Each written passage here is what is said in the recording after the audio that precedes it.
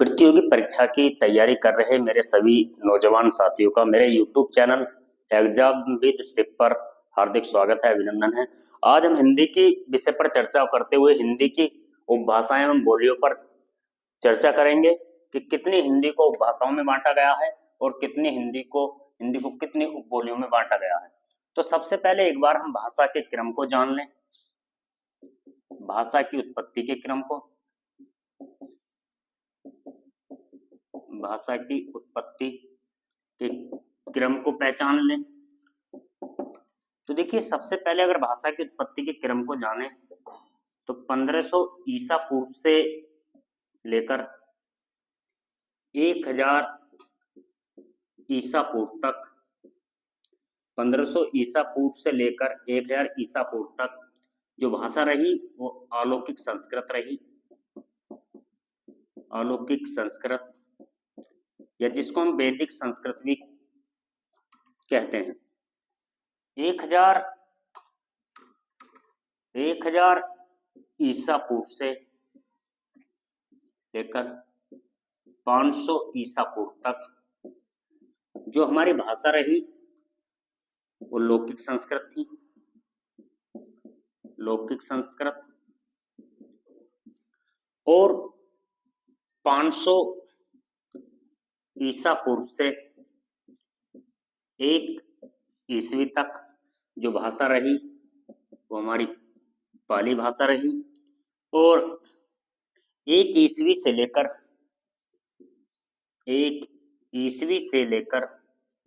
500 ईस्वी तक जो भाषा रही वो प्राकृत भाषा रही। और 500 ईस्वी से लेकर के 1000 ईस्वी तक जो भाषा रही वो अपभ्रंश रही, अपभ्रंश भाषा रही। और 1000 ईस्वी से लेकर के आज तक जो भाषा है वो आपकी क्या है? हिंदी। तो हम कह सकते हैं कि अलौकिक संस्कृत से जन्म हुआ लौकिक संस्कृत का, लौकिक संस्कृत से जन्म हुआ पाली का, पाली से जन्म हुआ प्राकृत का, प्राकृत से जन्म हुआ अपभ्रंश का, और अपभ्रंश से जन्म हुआ हिंदी का। तो इस प्रकार से हिंदी की जो उत्पत्ति मानी जाती है वो अपभ्रंश से मानी जाती है। और इस अपभ्रंश काल में बहुत सारी भाषाएं आई, बहुत सारे अपभ्रंश आए जिनसे हिंदी के उपभाषाओं का जन्म हुआ। तो जिसके कारण हिंदी की उत्पत्ति अपभ्रंश भाषा से मानी जाती है या अपभ्रंश से मानी जाती है। तो एक बार आप सब लोग इसको नोट कर लें, स्क्रीनशॉट ले लें इसका। ये था एक भाषा की उत्पत्ति का क्रम। अब हमें जानना है कि हिंदी भाषा की उत्पत्ति की बोलियां, उपभाषाएं कितनी हैं और कौन कौन सी हैं। तो हम बात कर सकते हैं, एक बार इसको भी रब कर लें। ये हमारी हिंदी भाषा, और हिंदी को बांटा गया उपभाषाओं में। हिंदी को वर्गीकृत किया उपभाषा में, उपभाषा को वर्गीकृत किया बोलियों में। तो इस प्रकार से हिंदी का हमें वर्गीकरण देखना है। हिंदी को कितनी उपभाषाओं में बांटा गया, उपभाषाओं के अंतर्गत कितनी बोलियां आती हैं। तो एक एक बोली और एक एक उपभाषा पर हम चर्चा करते हैं।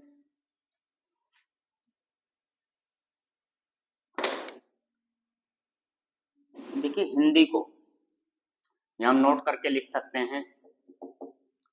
हिंदी को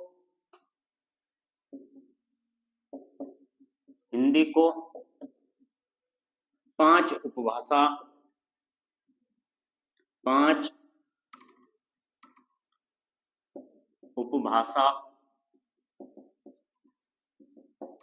5 उपभाषाओं एवं 18 बोलियों में बांटा जाता है।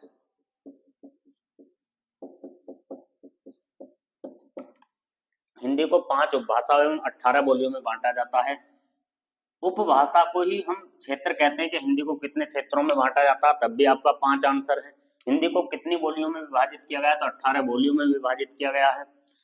अब यहां से जो आपका प्रश्न बनता है, आपसे प्रश्न यहां से बनता है कि निम्नलिखित में से कौन सी पश्चिमी क्षेत्र के अंतर्गत आने वाली भाषा या बोली नहीं है, या निम्नलिखित में से कौन सी पूर्वी क्षेत्र के अंतर्गत आने वाली भाषा या बोली नहीं है। तो एक बार इसको भी नोट कर लें।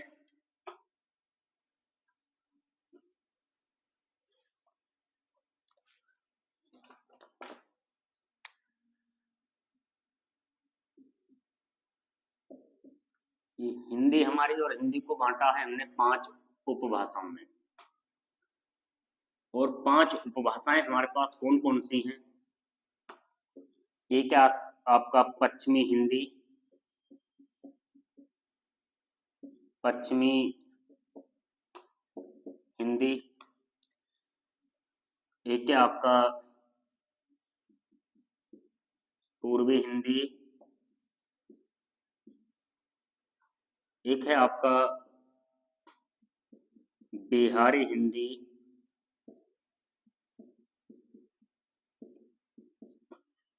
एक है आपका राजस्थानी हिंदी,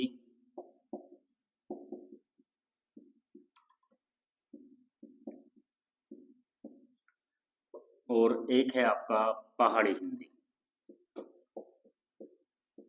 पहाड़ी हिंदी। तो इस प्रकार से हिंदी को 5 उपभाषाओं में बांटा गया, हिंदी को 5 उपभाषाओं में बांटा गया। उपभाषा को ही हिंदी का क्षेत्र कहा जाता है कि हिंदी को कितने क्षेत्रों में बांटा गया, तो 5 क्या है हिंदी की उपभाषाएं हैं। ये सभी क्या हैं हिंदी की उपभाषाएं या क्षेत्र हैं, उपभाषाएं या क्षेत्र हैं। ये 5 उपभाषाएं एवं क्षेत्र जिसको हिंदी को बांटा गया है, जिसमें अब यहां से बात करते हैं। अब यहां से इनको जो बांटा गया है, इनको बोलियों में बांटा गया है, इनको बोलियों में बांटा गया है कि पश्चिमी हिंदी के अंतर्गत कितनी बोलियां आती हैं, पूर्वी हिंदी के अंतर्गत कितनी बोलियां आती हैं, बिहारी हिंदी के अंतर्गत कितनी बोलियां आती हैं, राजस्थानी हिंदी के अंतर्गत कितनी बोलियां आती हैं, पहाड़ी हिंदी के अंतर्गत कितनी बोलियां आती हैं।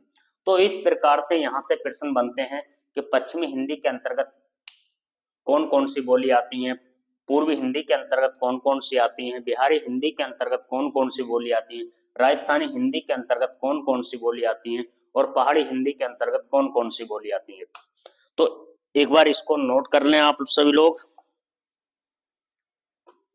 अब एक एक के अंतर्गत हम बात करेंगे कि कौन से हिंदी के अंतर्गत कौन सी बोली आती हैं, और कोशिश करेंगे कि एक ट्रिक के माध्यम से इन सबको हम पढ़ें।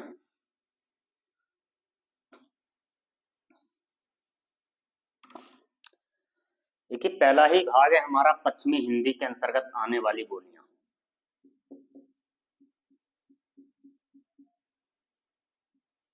पश्चिमी हिंदी के अंतर्गत, पश्चिमी हिंदी के अंतर्गत आने वाली बोलियां, आने वाली बोलियां, पश्चिमी हिंदी के अंतर्गत आने वाली बोलियां, इस पर हम चर्चा करते हैं कि कौन कौन सी हैं। तो आप यहां से देखें तो पहली बोली है बुंदेली, दूसरा ब्रज,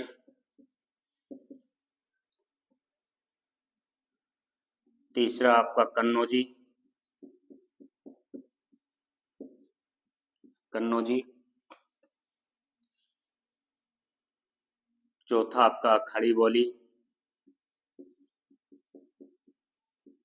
खड़ी बोली, पांचवा आपका हरियाणवी, पांचवी बोली है आपकी हरियाणवी। तो देखिए यहां से प्रश्न बनता है कि निम्नलिखित में से कौन सी बोली पश्चिमी हिंदी के अंतर्गत आती है। तो 3 अन्य बोली होंगी और एक इसमें से आपको दी जाएगी, तो आपका आंसर वही होना चाहिए। तो इन सबको याद करने के लिए आप एक छोटी सी ट्रिक लिख लें जिससे आप याद कर सकते हो। की क्या है, बुंदेलखंड के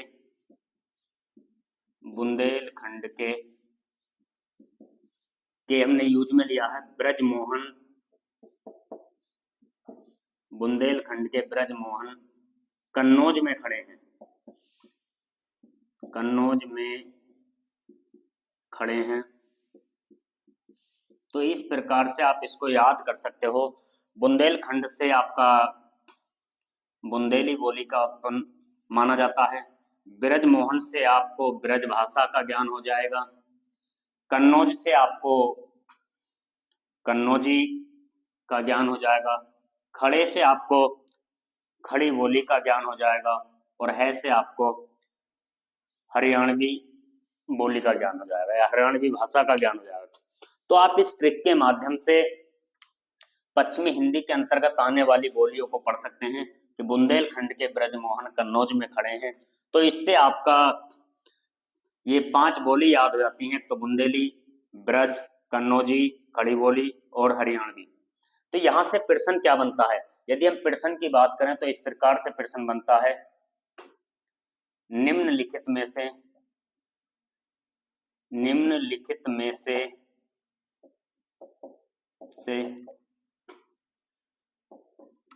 कौन सी बोली पश्चिमी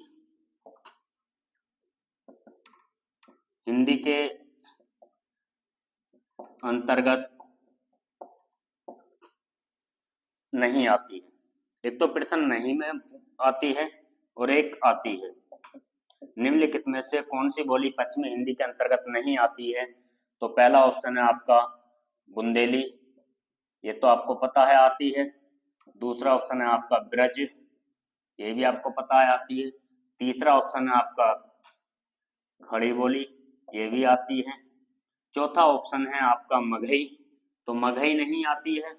तो इस प्रकार से जब हमें ये पता होगा कि कौन सी बोली कौन से क्षेत्र के अंतर्गत आती है तो हम इसको याद कर लेंगे। तो पश्चिमी हिंदी के अंतर्गत जो बोली आती है वो हमारी ये 5 हैं। आप एक बार इनको सबको नोट कर लीजिए और यहीं लिख लीजिए इन 5 बोली की उत्पत्ति, अर्थात हिंदी का जो पश्चिमी हिंदी है इन सब की उत्पत्ति। और यहां लिख लें चाहे बीच में नोट करके, इन सब की उत्पत्ति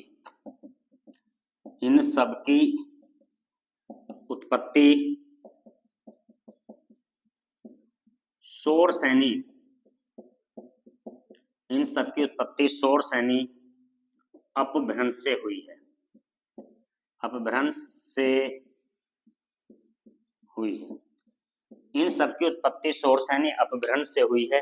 तो यहां से 4 प्रकार से प्रश्न बन सकते हैं। तो बोली के संबंध में कि निम्नलिखित में से कौन सी बोली की उत्पत्ति शोरसैनी अपभ्रंश से हुई है या नहीं हुई है, या कौन सी बोली पश्चिमी हिंदी के अंतर्गत आती है या नहीं आती है। तो इस प्रकार से यहाँ से प्रश्न बन सकते हैं। उम्मीद करते हैं कि आप लोगों के बात समझ में आई हो। आप इसका स्क्रीनशॉट ले सकते हैं।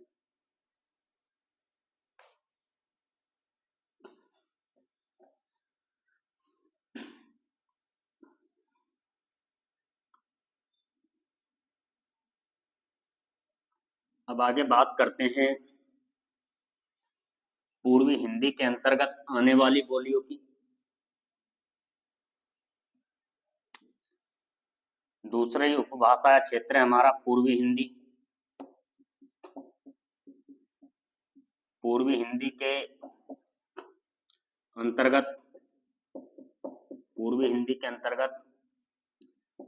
आने वाली बोलियां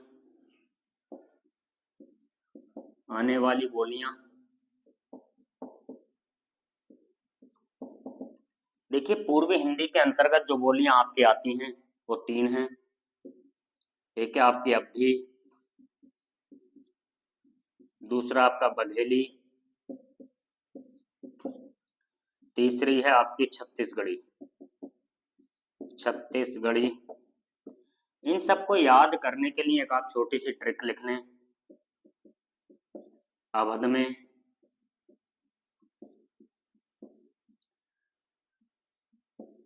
ये होता है हमारा वाद्य यंत्र, अवध में वाद्ययंत्र छाया।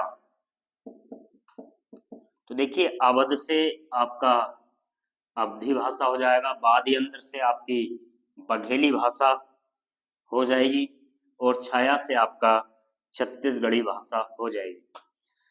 और नोट करके आप लिख सकते हो इन सब की उत्पत्ति अर्धमागधी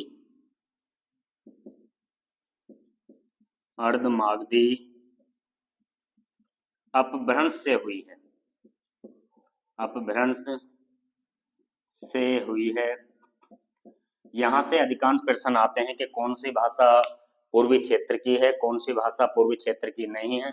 तो सबसे पहले आपको ये पता होना चाहिए कि कौन सी भाषा या बोली पूर्वी क्षेत्र के अंतर्गत आती है। तो तीन बोली ये पूर्वी क्षेत्र के अंतर्गत आती हैं। उम्मीद करते हैं कि आपको ये बात समझ आई होगी। आज हम तीसरे क्षेत्र के तीसरी उपभाषा की बात करते हैं जो बिहारी हिंदी है। और बिहारी हिंदी के अंतर्गत आने वाली बोलियां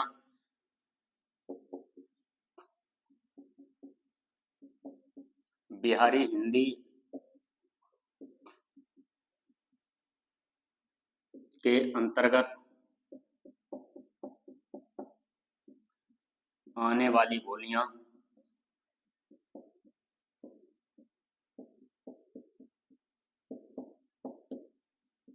बिहारी हिंदी के अंतर्गत आने वाली बोलियां। तो पहला है आपका भोजपुरी, दूसरी है आपकी मगही और तीसरी है बोली आपकी मैथिली। तो ये तीन बोली आपकी बिहारी हिंदी के अंतर्गत आती हैं। इसको याद करने के लिए आप एक ट्रिक लिख लें। भोजन में मेथी लो। भोजन में मेथी लो, ये आपका योजक चिन्ह है। भोजन में मेथी लो, तो भोजन से आपका भोजपुरी हो जाएगा, में से आपकी मगही हो जाएगी और मैथिलो से आपका हो जाएगा मैथिली भाषा। और एक चीज नोट करके आप लिख लेंगे, इन सब की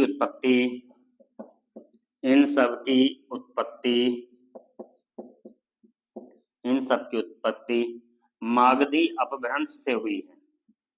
मागधी अपभ्रंश से हुई है।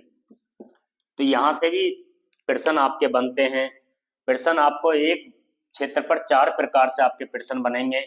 एक तो ये कि बिहारी हिंदी के अंतर्गत आने वाली कौन सी बोली है, एक निम्न में से बिहारी हिंदी के अंतर्गत आने वाली बोली नहीं है, एक कि निम्न में से किस भाषा की उत्पत्ति मागधी अपभ्रंश से हुई है, या निम्न में से किस भाषा की उत्पत्ति मागधी अपभ्रंश से नहीं हुई है। आशा करते हैं आपके बात समझ आई होगी। तो एक बार इसका स्क्रीनशॉट ले लें। अब बात करते हैं हम हिंदी की चौथी उपभाषा या चौथा क्षेत्र, और वो है आपका राजस्थानी हिंदी।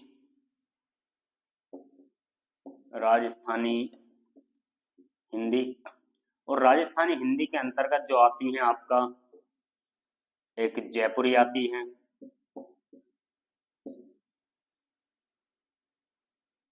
दूसरी आपकी मेवाती आती है, तीसरी आपकी मालवी आती है और चौथी आपकी मारवाड़ी आती है।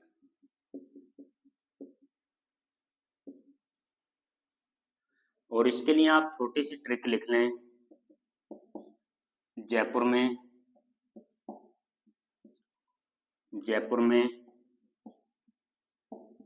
मालवी को मारा।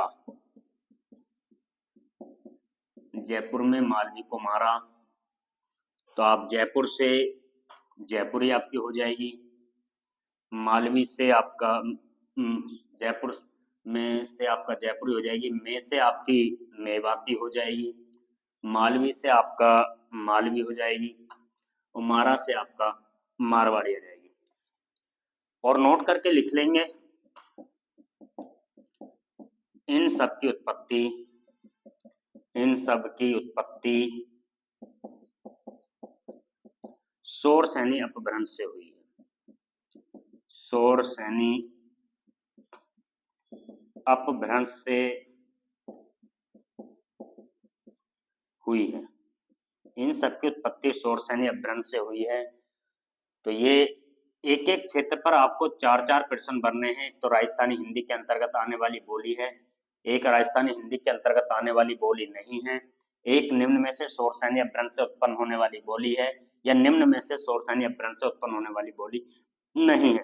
तो इस प्रकार से 4-4 प्रश्न एक एक क्षेत्र से आपको बन रहे हैं। राजस्थानी हिंदी के अंतर्गत आप एक बार इनकी दिशाओं को भी याद रखें।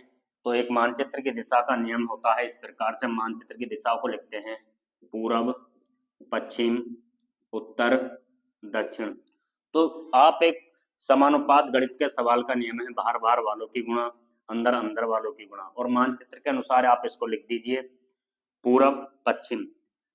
जो जयपुरी है आपकी, ये पूर्वी राजस्थान की भाषा है, ये पूर्वी राजस्थान में बोली जाती है, और मारवाड़ी आपकी पश्चिमी राजस्थान में बोली जाती है। मेवाती आपकी उत्तरी राजस्थान की भाषा है, और मालवी आपकी दक्षिणी राजस्थान की भाषा है। तो एक बार इसको भी आप याद रख सकते हैं। उम्मीद करते हैं आपको ये बात समझ आई होगी। आगे बढ़ते हैं। हिंदी की अंतिम उपभाषा, हिंदी की अंतिम उपभाषा जो हमारी पहाड़ी हिंदी है, उसको देखते हैं उसके अंतर्गत कौन कौन सी भाषाएं आती हैं।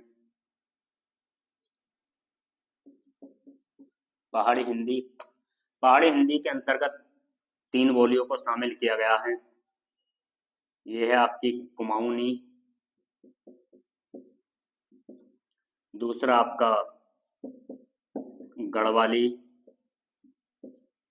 तीसरी आपकी मंडियाली।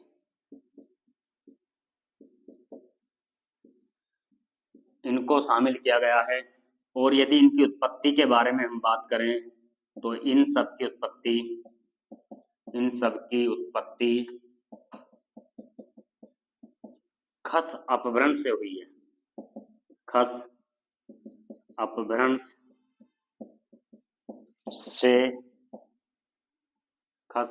से हुई है।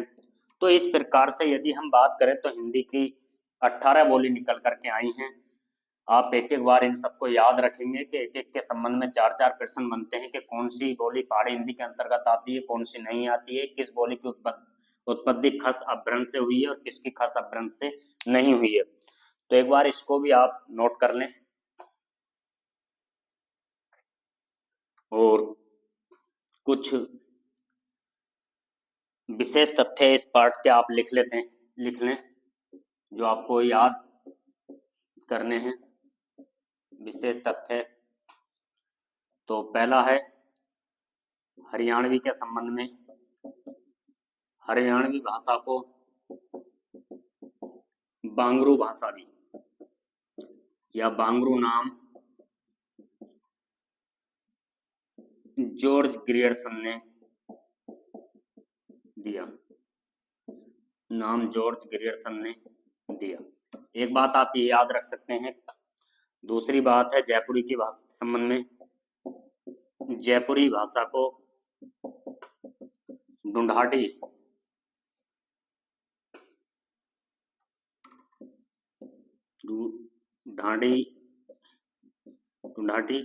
भाषा भी कहा जाता है।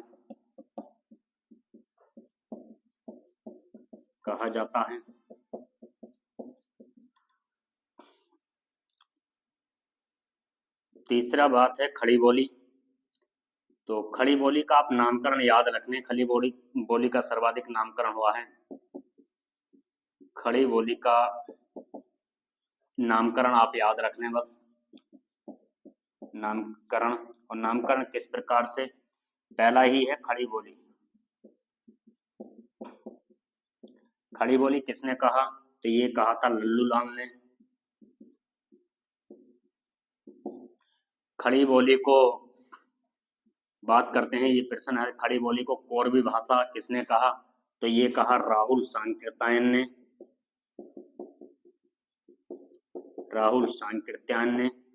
बात करते हैं खड़ी बोली को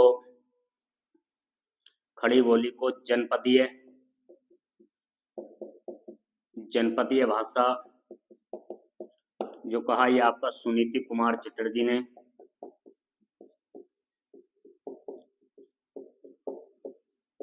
ने। और यहां लिख सकते हैं चौथा नामकरण,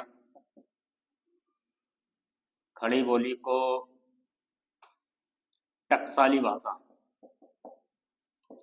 टकसाली भाषा आगे हम बात करें तो किसने कहा? जॉन गिलक्रास्ट ने।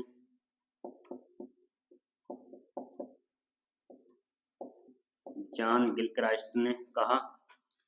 यदि खड़ी बोली को देसी हिंदुस्तानी भाषा का नाम, देसी हिंदुस्तानी, ये कहा था जॉर्ज ग्रियर्सन ने। George Grierson. तो इस प्रकार से जो सर्वाधिक नामकरण हुआ है खड़ी बोली में हुआ है। खड़ी बोली नामकरण है लल्लूलाल द्वारा, कोरवी। आपसे प्रश्न क्या बनेगा? निम्नलिखित में से किस बोली को या किस भाषा को टकसाली भाषा कहा जाता है? तो ये सब नाम है, जो सब उपनाम है, ये सभी उपनाम खड़ी बोली भाषा के हैं। तो एक बार इन सबको भी आप याद रख सकते हैं।